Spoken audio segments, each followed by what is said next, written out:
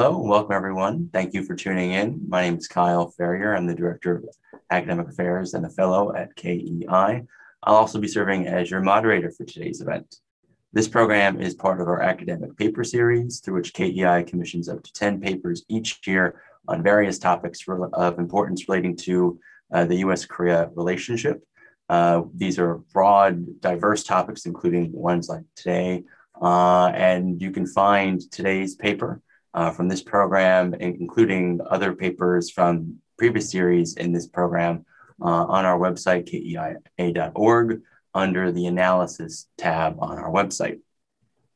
We've been pretty lucky recently in these programs. The previous one timed up very well with the Biden-Moon summit, and that talked about the the Korea's role in the region and the interaction with the US in terms of trying to coordinate Korea's regional policy with the US. And today, just about a month after the P4G summit, where South Korea talked about trying to be a bridge between the developing and developed economies on development and meeting development and environmental goals. We're talking today about ESG, which is a large part of that, which was also included in the Seoul Declaration coming out of the P4G summit. ESG has become a major buzzword in finance in recent years as it becomes more popular, standing for environment, social, and governance. ESG investing is almost synonymous with investing responsibly and sustainably. Korea has used a growing interest in ESG in recent years to its advantage, and our authors and our speakers today will talk about how South Korea can expand its role from just in the peninsula beyond to the rest of the region and be an effective leader for promoting ESG in the Asia Pacific. So first up, I'll introduce Professor William Grimes, who will be speaking first. He's joining us from the Boston area. He is the Associate Dean for Academic Affairs and Professor of International Relations at the Frederick S. Pardee School of Global Studies at Boston University. His work bridges comparative and international political economy with a focus on Japanese politics and political economy, East Asia regionalism, and issues related to financial policy and financial innovation. He received his BA in East Asian Studies from Yale University, his MPA from Princeton, and his PhD in politics from Princeton University. Next up will be Ye-Chun Lee, joining us from Seoul, Korea. He's a PhD candidate in political science at Boston University. His research focuses on economic statecraft and regional integration in East Asia, and he received his BA in economics from Waseda University in 2017, a master's degree in international relations from Peking University in 2019, and he joined the PhD program at BU in the same year in 2019. So with that, I'll turn things over now to Bill to get us started. Great. So first off, I want to thank Kyle Ferrier and the Korea Economic Institute for sponsoring this talk and our research. I've long been an avid reader of KEI's newsletters and academic paper series, so it's an honor to be part of this series. And I can also say it's been a real pleasure to work with Kyle and the KEI staff. So we really appreciate this. Ye-Chun and I will be talking today on the subject of assessing South Korea's role in promoting ESG investing in the Asia Pacific. So this may sound a bit esoteric on its face, but Ye-Chun and I are convinced it's actually quite important, both as a policy issue and as a lens into Korean finance and state-society relations. And we'll delve into both pieces of this. So we hope that you, the audience, will be convinced that we're correct by the end of this event. Now, before I turn the microphone over to Ye-Chun to present the bulk of our research, I want to begin with a few points to just frame the presentation and the discussion that will follow. First, as Kyle noted, a few words about ESG finance. So ESG stands for environmental, social, and governance, as he's noted. And ESG finance implies the use of the financial system to advance societal aims that go beyond just profit and loss statements. The environmental piece is probably most widely known among the public in recent years. Environmentally conscious investing, or green investing, has become an increasingly common buzzword that has spawned a variety of financial products issued by both public and private authorities.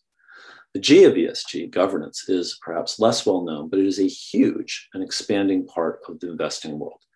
Some institutional investors have focused on the corporate governance of companies in which they invest for many years, but this has become an increasingly common goal for investors, even in economies like Korea, Japan, and ASEAN, where corporate governance traditionally was more opaque than in the US or the UK. Second, ESG is becoming big business. As case in point, just yesterday, the Financial Times published an article entitled "Investors Pile $54 Billion into ESG Bond Funds in Fiery Start to 2021.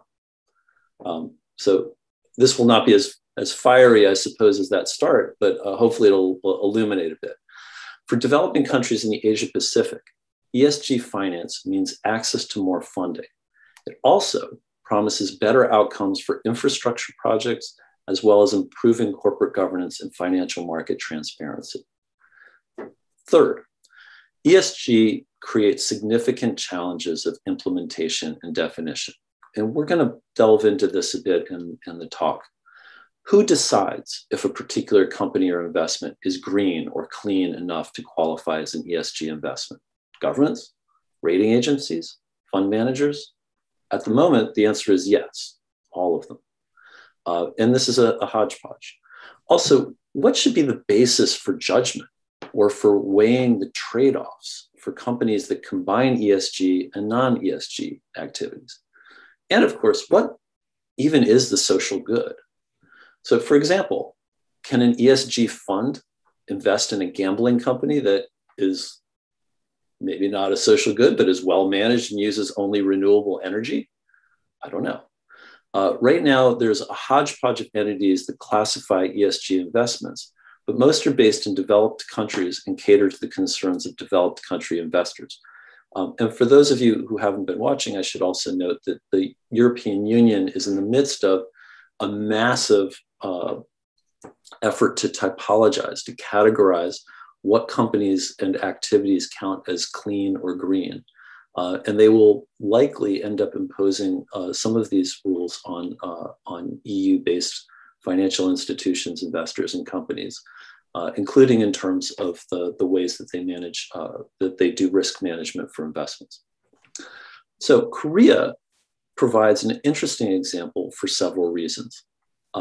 It has developed one of the Asia Pacific's largest ESG financial markets, and Ye-chan will show you the stats on this, and in the Korean case, with a particular focus on governance. But it has done so in the context of a financial system that still bears many of the hallmarks of developmentalism. And state institutions have been the driving force behind much of ESG's success in Korea. This is reminiscent to me of the rapid development of asset-backed securities markets in Korea after the Asian financial crisis, which was also an important step forward in financial market development, while also being quite dependent on the role of state actors. We argue that Korea can be an attractive model for other Asian economies that are looking to develop financial markets, reduce the environmental and social costs of development, and access a new class of investors. Korean market development has been driven by the preferences of official actors rather than outside investors who may wish to impose outside standards on the country. Clearly, this is an attractive path for the formerly colonized states of Southeast Asia.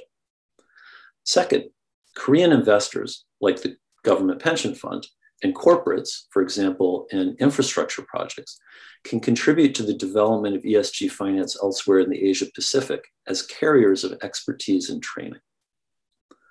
Finally, I would just like to add that this is another example in which Korea's soft power can extend its influence in middle power diplomacy.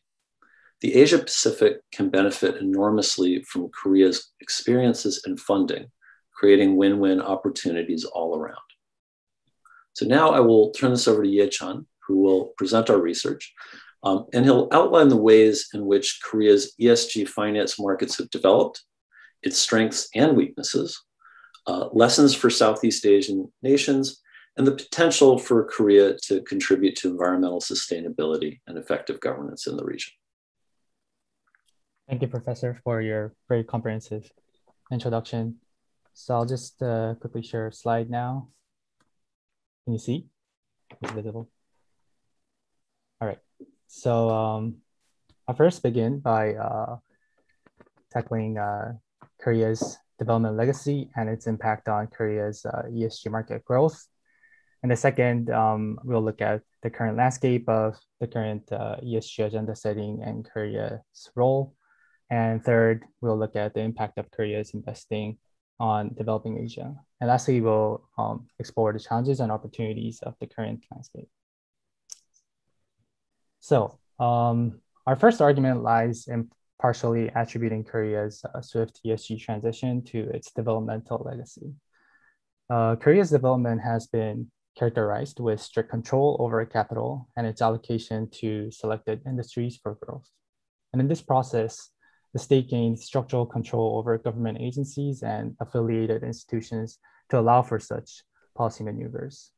And as many studies have argued, this legacy has allowed for sustained control over these institutions even after the liberalization policies that were implemented in the post-Asian financial crisis era.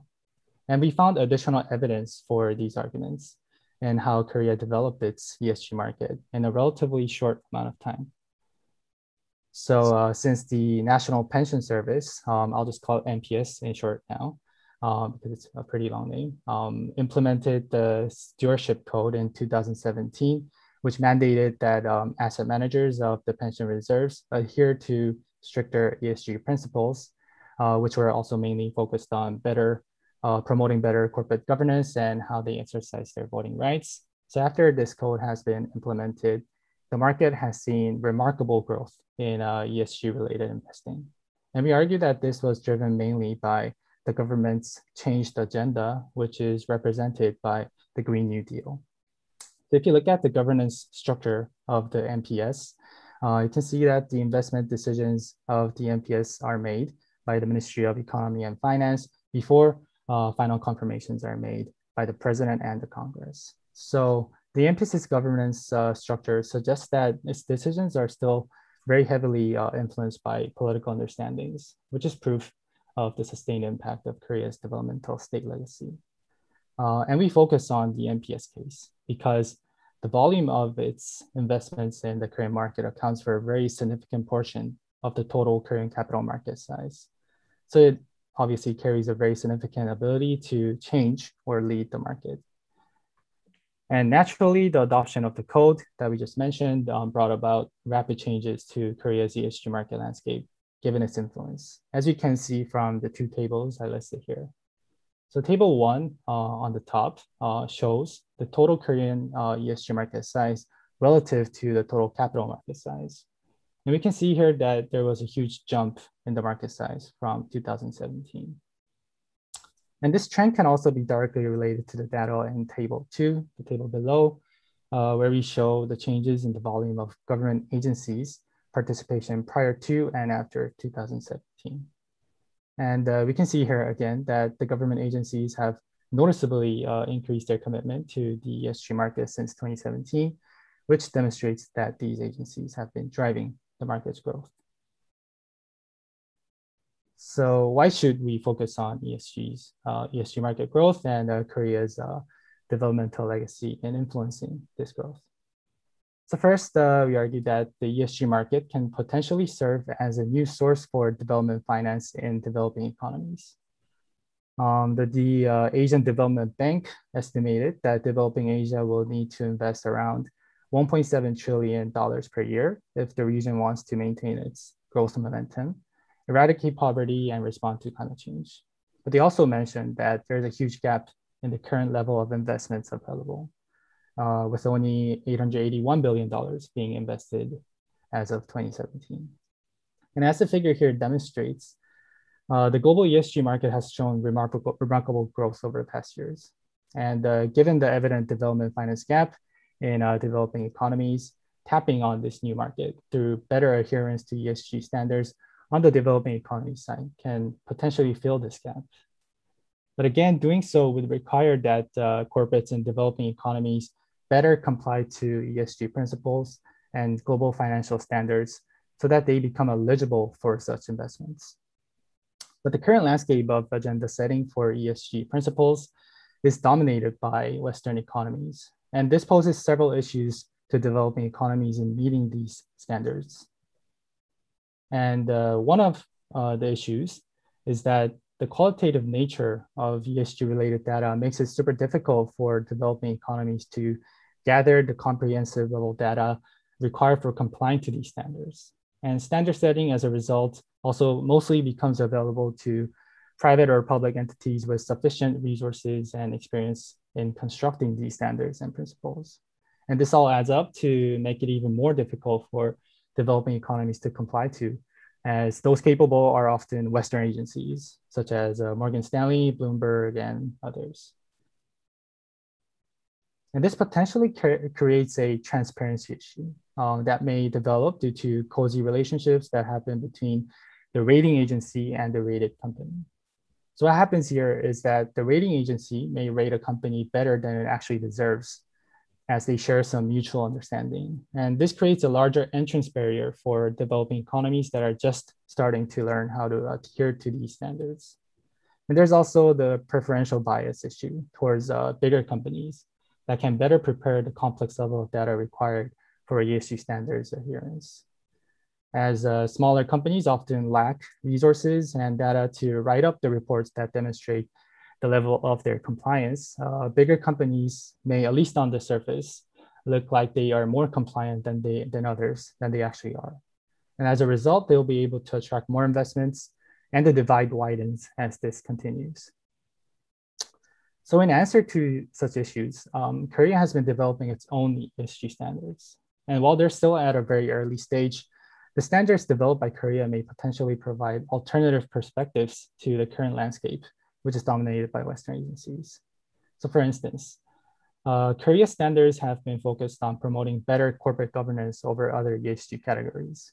And considering that governance issues are often the biggest and imminent challenge faced by developing economies, and also considering that promoting good governance often serves as the basis for better performances in other categories like social and environmental categories, this approach may actually better fit the needs of developing economies.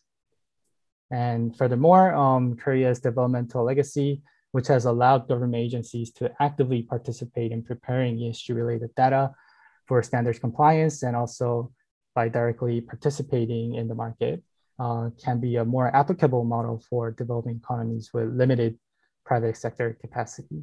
That may often require assistance from the state in accessing necessary data in preparing to comply to these new standards. And another way Korea can help drive ESG compliance that we will discuss onwards in countries in the Asia Pacific, especially in ASEAN member states, is by strengthening its own compliance to ESG standards, given its major presence in these markets. So this table shows Korea's increasing financial influence in ASEAN economies.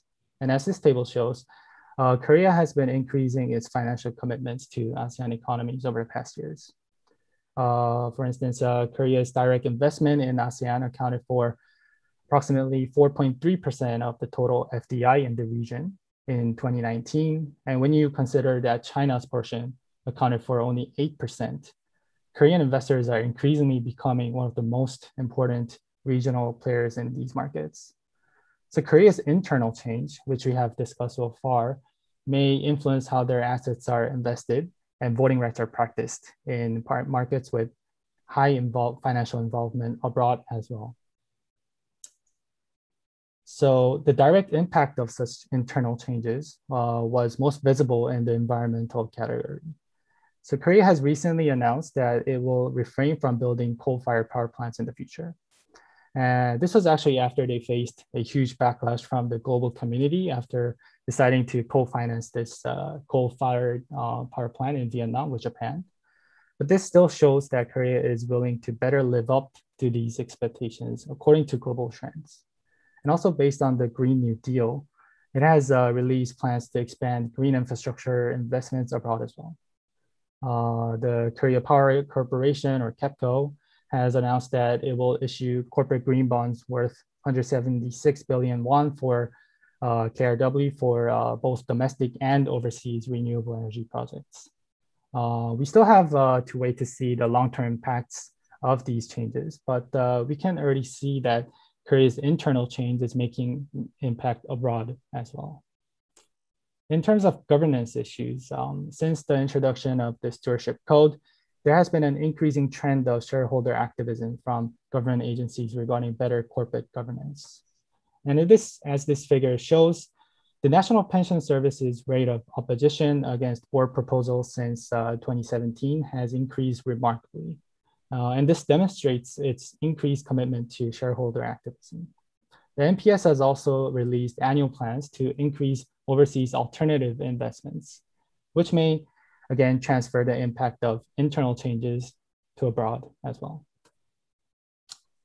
But growth in the ESG market regarding the social category has been rather ambiguous. The growth has been focused on increased issuance of social bonds that serve domestic purposes.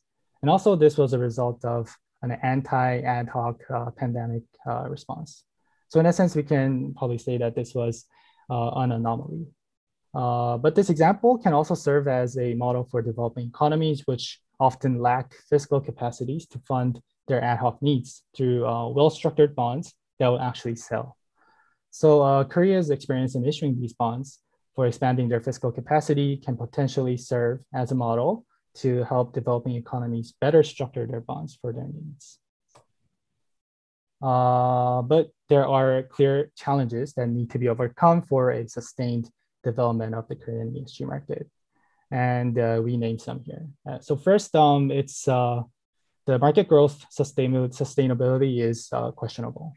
As we just mentioned, the growth of Korea's ESG market is heavily focused on government agencies and social bonds, which have been issued as part of an ad hoc pandemic response. And this figure shows this market bias. So social bond issuers take up the smallest portion, but their volume of bonds issued by them is the largest. So we can already see here that the market is heavily reliant on a small number of government agencies to drive its growth. So whether this growth will continue is questionable once the pandemic risk is gone. There's also heavy political risk. As this figure shows, Korea's government agency debt is one of the highest among OECD countries, and the opposition party is skeptical to whether this continued reliance on these agencies for funding the growth is actually sustainable. And not to even mention how Korean political parties have been disagreeing on almost every front. So we might actually see a policy backpedaling once the administration changes. But there are also clear opportunities. The global ESG market is growing really fast, and even the opposition party will have to match up to this trend. And also there is a growing interest in increasing Korea's influence beyond the peninsula. So first, better compliance to ESG standards internally, and second, increased financial commitment to regional economies externally holds the potential to put Korea in a leadership position in leading the region's sustainable and responsible investing. So to conclude, we have first argued that Korea's developmental legacy can help it serve as a more applicable model to promoting and helping compliance to ESG principles for developing economies. And we have also further argued that it can also directly influence the regional markets through internal change, given its financial influence. And Korea's success in leading the region can also have a global impact in that it can provide alternative perspectives to the current ESG norm-setting landscape, consequently giving it more diversity. But we have also recognized the limits in achieving that goal, as the current growth relies heavily on the public sector and is also mainly driven by the pandemic response. But with Korea's increasing interest in expanding its influence, represented by the recent New Southern Policy and the global ESG trend, we expect that Korea's interest in the ESG market, and therefore its potential for regional leadership in promoting this market, will persist.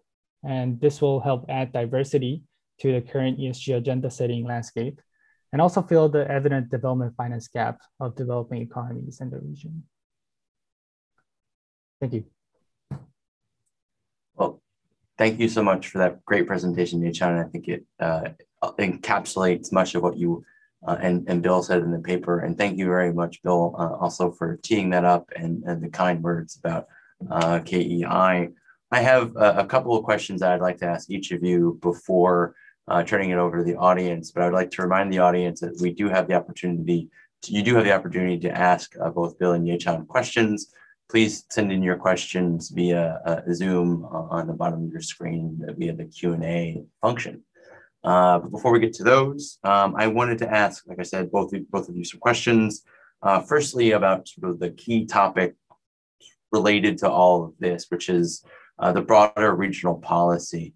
I know we talked originally about this being a paper focused on East Asia and Asia Pacific, but there's something we never really talked about it in the Indo-Pacific context, which carries a lot broader regional strategic baggage with it that the Asia Pacific doesn't necessarily. So, and Yechan, you sort of ended your presentation talking about the regional picture and how ESG can fit more broadly into that. So I'm just wondering how to sort of bridge that gap between the economic side and the larger, for better or for worse, the broader strategic regional policies that have been proliferating, especially in the past few years, and how to sort of harmonize the two, focusing on ESG as part of the South Korea's broader regional strategy, and could that help connect to U.S. Indo-Pacific strategy? So could, I guess there are two parts to this. Could it be done, and more or less, should it be done? Maybe I should start in on this. So I don't think of myself as old, but it's been a while since I was young.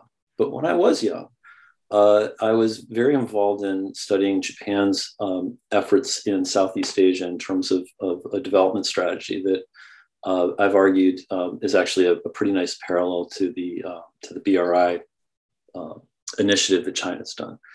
So in the late 1980s, Japan was very involved in helping to develop what was then the ASEAN 5 countries through a combination of trade aid, investment, and training. I had the opportunity actually to be involved with a couple of research institutes in Japan that were directly involved in doing things like going in and doing training sessions for Southeast Asian. It was almost always Southeast Asian, then eventually some other Asian, Mongolian and Chinese, finance ministry officials, tax officials, and central bankers, right? And so at the time, Japan was developing, was helping develop these regions. And I think that looking back, there's just no question that this was a positive thing for the region. But it's also a very positive thing for Japan and for Japanese companies, because they were not only helping to develop a market, and they were helping to build infrastructure that contributed to the development of the regional division of labor that we now think of as standard, right, for these global production networks, which really did begin in many ways in Japan, East Asia, Southeast Asia, excuse me, not South Asia. So that's not exactly, I think, what's going on, but it does carry lessons for what's going on. So the Japanese government was not driving this, but they were interested in making life better for Japanese companies and for contributing to issues like the adjustment to the rising yen at the time. And so using the Japanese examples and building on the successes of Japanese companies and domestic Japanese public finance corporations' success over the developmental period, they replicated that, modified in some ways, but they replicated it in Southeast Asia. And I think it was an enormously powerful thing that ended up being positive for Southeast Asia, positive for Japan, and it was a bit of a counterweight to the Washington consensus, and not 100% successful. So I kind of see this as a bit of a model. That was what grabbed me when Yechan and I were first discussing this work, is thinking about we know that ESG finance is really important in Southeast Asia. If you talk to the people at IFC or Asian Development Bank or any of these things, they're increasingly focused on making sure that that all of the projects that they fund are going to be ones that that conform with ESG principles, whether internal or external. We know that there's a lack of expertise, right? And we know that there's an investor appetite. And so when you put these things together, this is, I think, that very powerful point that Ye-Chan made at the beginning about I mean, this is the classic win-win, but it also is the sort of thing that can run out of control in the same way that that when you see corporate governance principles get fed into investing decisions, and they just drop irrelevant expectations into systems that are different. That can create problems. I'll give you an example. And the reason I have this on my mind is from Japan. So in Japan, there was a lot of criticism by foreign investors of Japanese corporate governance. You know, we don't have enough outside directors, you know, there's too much insider trading, there's blah, blah, blah. And so initially, a lot of these activist investors or you know, even some of the pension funds like California or Wisconsin teachers, they go in and they'd say, well, you know, you don't have enough outside investors. Well, putting in an outside investor doesn't make any difference. Not necessarily, right? Because it's part of a broader ecosystem. And this is precisely, I think, the governance problem that that I see of, you know, ESG financing, which is great, but if you just try to impose certain things into a system where you know, moving one little piece of it isn't going to change the fundamentals, then everybody's just fooling themselves. You haven't made things better on the you know, the local side, and the investors haven't gotten what they think they're getting. And so this opportunity to rethink and to build locally appropriate ideas about what is social financing, right? What is governance financing?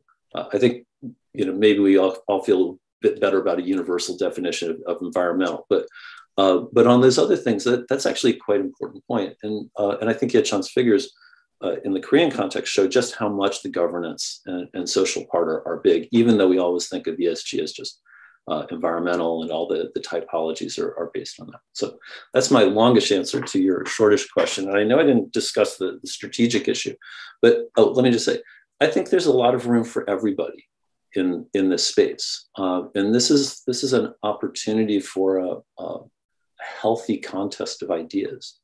And it will be good for Korea, and it will be good for the Southeast Asian countries, not to just have you know, sort of universal, you know, things that got debated inside the EU just get imposed on them because EU-based banks and stuff don't have any choice but to implement. Yes, yeah, maybe I'll answer the strategic part then. Thank you, Professor. Yeah, I think I totally agree that this whole increased outreach regarding ESG will end up being positive for Southeast Asian economies. But I just want to mention how this fits in strategically with Korea's cooperation with the US. So I read this joint declaration with Korea and the US regarding increased cooperation in promoting development finance in the Southeast Asian region for a free and open Indo-Pacific. But as I was reading, I really figured that Korea was very cautious in mentioning China in the declaration. So although overall Korea's increased interest and investments in ESG will benefit the Southeast Asian countries, and the new Southern policy is part of this, I think Korea will continue to be very cautious in completely strategically aligning with the US regarding the broader strategic goals that the US has in increasing its investments in Southeast Asia. So yeah, that's my take after reading this joint declaration, yeah, and other papers regarding this. Yeah. I think those it creates good you know, examples and expectations that will potentially constrain Chinese investment, but it's not an offensive thought at all. And I think that Yechan's point is very well taken. It's not strategic in the sort of military strategic geopolitical sense so much. Yeah, it's just everything sort of gets looped in one basket, lumped in one basket, and so after a while you have to sort of, you're right, to show what is offensive, what is inoffensive, what is there actually space for cooperation on, and I think this is one area where it'd be a win-win all around for Korea to take on this active role. But while we're still talking a little bit on the strategic point, I just wanted to raise a question to Yechan and then sort of follow up to another question about Bill, because it's sort of interrelated. But the paper largely relies on, at least the first part talks about South Korea's developmental state model as something that other countries in Southeast Asia can emulate. But you could also point out, well, the largest strategic competitor for the United States in the region is China, and they also had a developmental state model. So as we think about how is this an alternative to BRI? Is it an alternative to BRI? Is there room for both? Can they, the needs for investment in Southeast Asia are massive. Just what benefits does the Korea developmental state models or the continuation of that model offer that the Chinese model doesn't? And Bill, you were talking a lot about the Japanese model. So how is the Korean model different from the Japanese model? What more does it add? What sort of is it lacking? How can it be improved? So trying to do a little bit of comparative analysis here in how the states sort of approach ESG investing specifically, but maybe a little bit more broadly on sort of the fundamentals of the developmental states models in each country. Yeah, that's a really good question, and probably deserves another paper. But yeah, so I think Korea's unique stance here is that it started off as a underdeveloped economy, a low-income country that developed into a developed emerging economy, right? And it was capital intensive, and there are other very minute differences that Korea and Japan's models share. But I think just from a general sense, the fact that Korea's model was successful as an underdeveloped country to developing to a developed country can serve as a better model for low-income countries in the region. And Korea has been trying to share this experience through its knowledge sharing program, and also through its cooperation with the ADB and other MDBs. And regarding whether it can coexist with the BRI, I think regarding the BRI, it's a development finance project, an infrastructure project that mostly tackles providing credit to these countries. And if Korea can provide a more regulatory approach through consultations and technical assistance, I think this can definitely coexist in a nice way. Yeah. I guess I would say that to get to your point about the Japan comparison, I think that in both the Japanese and increasingly the Korean cases, that what we see, this thing that we call the developmental state is it's more of a historical process than a thing, than a structure. And there are things we identify as being parts of the developmental state, close state-society relations, a certain amount of control or suasion in the Japanese case over financial institutions, and a more or less coordinated strategy for a lot of the government aid programs. So there's certainly bits of that, but if you look at Korea, back in the classic analysis of Korea of Jones and Sakhong of 1979, called the Chaebol the private instruments of state policy, right? And the Chaebol are not that anymore. They've really developed in many ways, and the financial system has shifted a lot too. So that what Korea offers is not just a model of how you can develop institutions that are out of a lack of institutions, but also how these things can change over time and how they can operate in a democratic society. And I think Japan offers that lesson as well. It's just you have to go a little further back into the history. And China's developmental state is also changing. And in many ways, I would say there's not, I don't have a particular problem with saying that China offers some useful lessons to the Southeast Asian economies. But what China does not offer 100% is a model for how to handle these things democratically and transparently. And Korea is moving into an era of transparency that it has been, I would say, arguably since the Asian financial crisis. Some people may say a little bit earlier. But this is going to be an essential model, especially for countries that depend on foreign money, right? And that's a valuable aspect of Korean developmentalism as it has developed that I think is really attractive. And plus, Korea is not China. Korea is not. There's a benefit to being the middle power that nobody thinks is going to be a regional hegemon.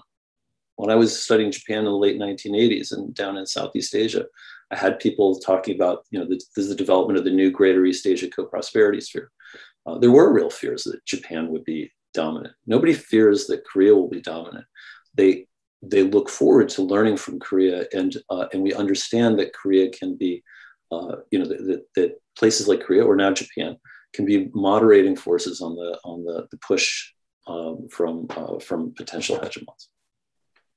Those are both really helpful answers, and they better help to contextualize Korea and the region and Korea on this topic specifically. So thank you both for that. With that, I'll turn things over now to some of our audience questions. The first one comes from Hamid Hashmand, who asks, what role do chaebol owners need to play for better governance structures? Do they need to weaken their own managerial rights, and are they willing to? Maybe Ye-Chun, do you want to pick that one up? And by the way, hello, Hamid. Good to see your name again. Yeah. Hi, Hamid.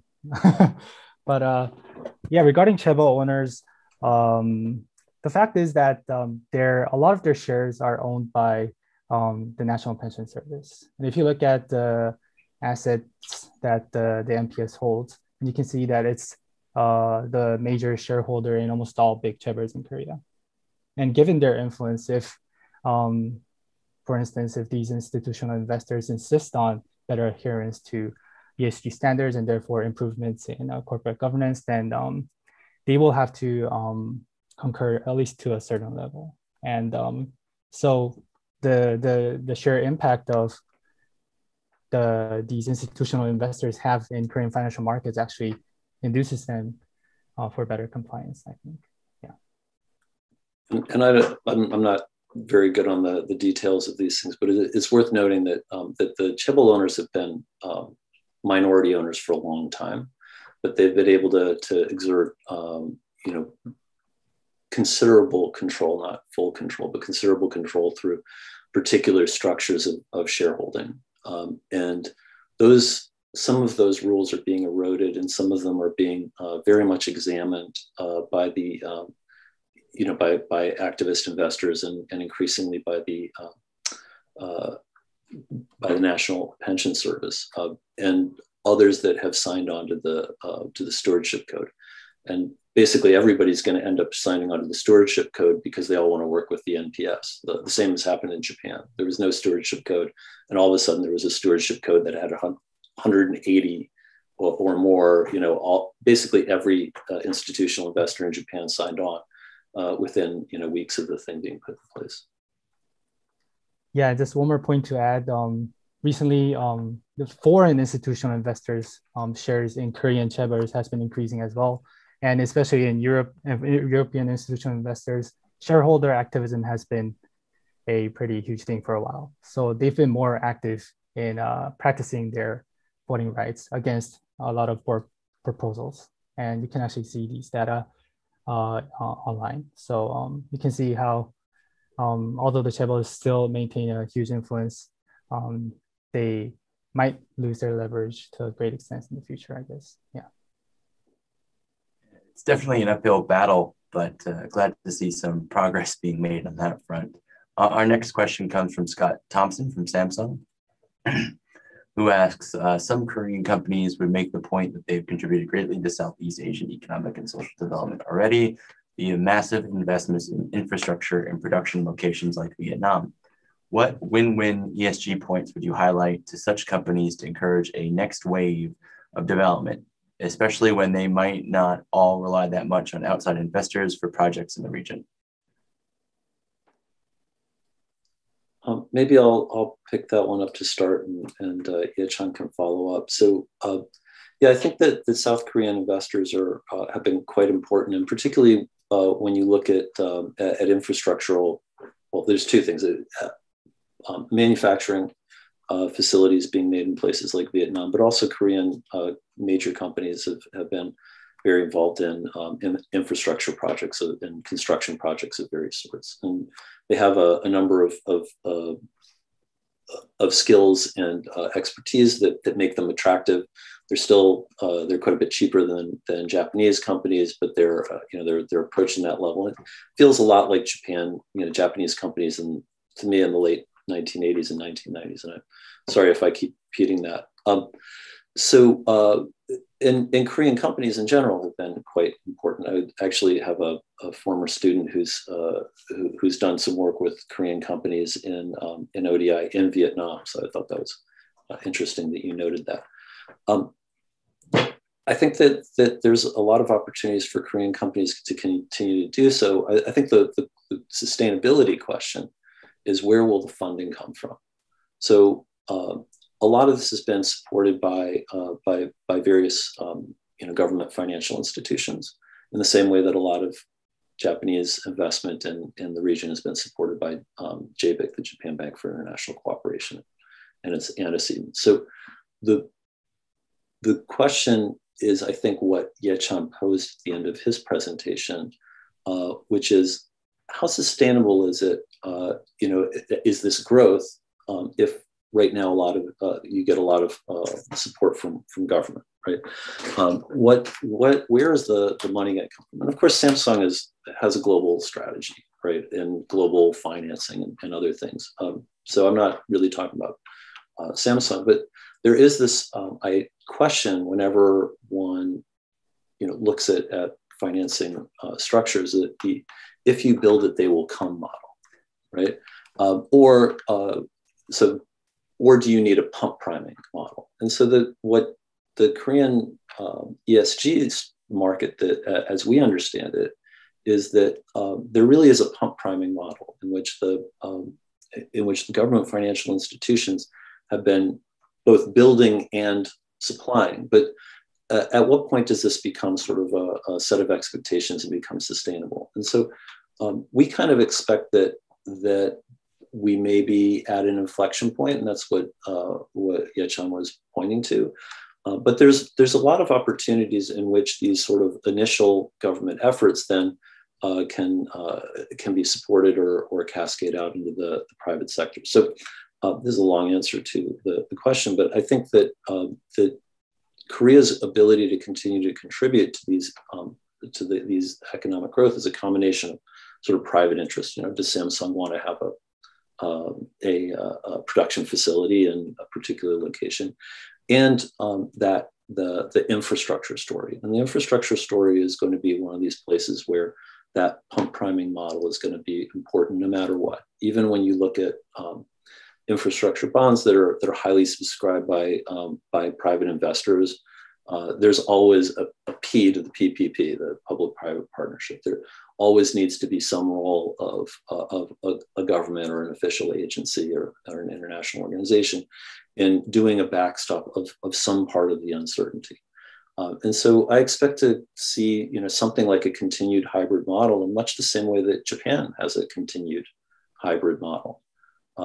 And hopefully it'll be synergistic, and it'll be in ways that don't exploit the local economies. But I think that this is one of these places where the ESG financing drive has sensitized people, has sensitized investors, has sensitized locals, and hopefully gives the accountability that will ensure that this really is a win-win. Great. Before we wrap up, I have one last question I'd like to ask you both, and sort of hits on things you were talking about earlier, both of you, on the role of the National Pension Service and the Stewardship Code, and how important that was in sort of start of Chaebol reform in Korea, and was really helpful in Japan as well for corporate governance reform. But you mentioned in the paper a lot about the role the NPS has played in promoting ESG in Korea, but replicating that would be pretty hard for a lot of countries in Southeast Asia, considering the NPS, considering the NPS is the world's third largest national pension service. So is there challenges to sort of replicating the Korean model on that end, and how can they sort of be overcome? How do you make up for the fact that you can't create an NPS overnight in a lot of these countries in Southeast Asia, at least in terms of size? Yeah, Chan, I have a couple of thoughts, but do you want to start on this one? Talk a little bit about the role of NPS and stewardship code in Korea, and then I'll loop back to the second part of the question. Okay, sure. So in the paper, we discussed, and we totally agree that the NPS's size is actually the third largest, and it's so significant that it was able to drive this sort of change. But we have argued that Korea's model should not only serve as a model, but also can directly influence these ASEAN markets. And I think a really important point that I want to mention, and which also ties in with the question before, is on the NPS's increased interest in alternative investments abroad. So alternative investments mostly come in project bonds. And since the NPS is better adhering to the stewardship codes and ESG principles, and their participation in these infrastructure projects and also in shares in Southeast Asian economies and others, which are the main interests of Korea, may actually induce change from the private sector. So it's a more bottom-up approach. Yeah. But also, I think Professor Grimes has more to say on the public approach and others. Yeah. Yeah. So in terms of Southeast Asia, it is worth noting that there are some Southeast Asian countries that have really substantial, public trust funds. So in Singapore and Malaysia, the central provident funds are very large, particularly in Singapore relative to the society. And you have this long history of the government investment organizations like Temasek. In the case of Malaysia, there have been a series of trusts that also used entrusted funds of the government and have been quite important in industrial policy at various points in the past. So, there wouldn't be a Proton, the Malaysian car project without the Central Provident Fund. And we can say the same about lots of things in Singapore. I'm less familiar with, and I expect that there isn't anything like that as far as I know in places like Philippines and Indonesia. I would say that Vietnam has significant ability to mobilize funds. So there are some more antecedents in the region, and also it doesn't necessarily have to be done, primarily through the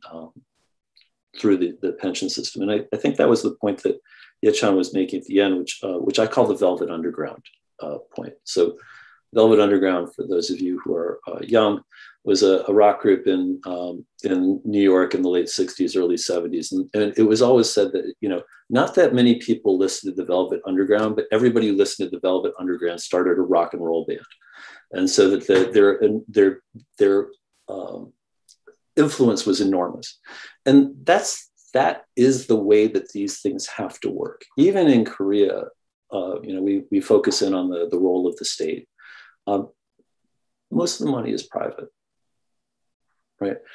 That is certainly the case in Southeast Asia. And there are a lot of different actors who can bring this in, including official actors like the Asian Development Bank or the IFC or depending on the type of project, right? And BlackRock and all sorts of different forms of money. And and basically what we're suggesting is that the pump priming thing can be really important in places that don't have an extensive ESG market already, and that this can transform or can modify the financial markets in those countries to be more environmentally, socially, governmentally positive, and that this will happen through money that's not just coming out of the government or even coming out of a couple of big companies. The same as we found in or back when I was studying this, the same thing was going on with Japanese investment. You get cascades, right?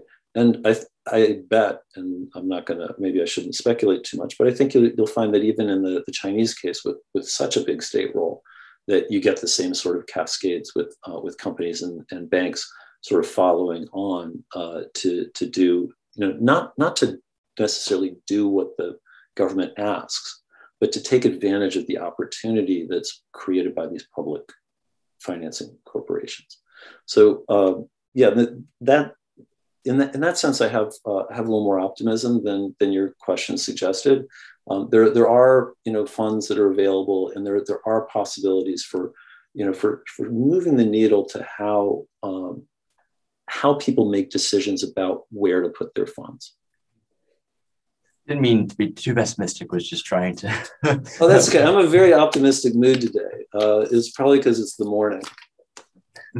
Well, thank you both. This has been a very fascinating and interesting conversation, and one, I might say very frankly, one that we don't have very often here in DC, talking about ESG investing and specifically the role of Korea in helping to promote ESG investing in the region. I think your paper is very compelling in its arguments about why there is a bigger role for South Korea to play here, and there's a lot of potential. And I do hope for those South Korean government officials who are listening in, and for people who are in Southeast Asia who are interested in promoting their own ESG investing, take this to heart and try to help mobilize interest in this, because there really is a lot there, especially when you think about the needs of as Ye-Chun, you pointed out in your slides, about the needs of Southeast Asia moving forward and climate in general. So there's a lot of really win-win-win all around here. So thank you very much. And I would like to also remind our audience that you can find Bill and Ye-Chun's paper on our website, keia.org, under the analysis tab, under the On Korea Academic Paper Series publication page. So with that, thank you again, Bill and Ye-Chun, and thank you everyone for joining us. Thank you. Thank you so much.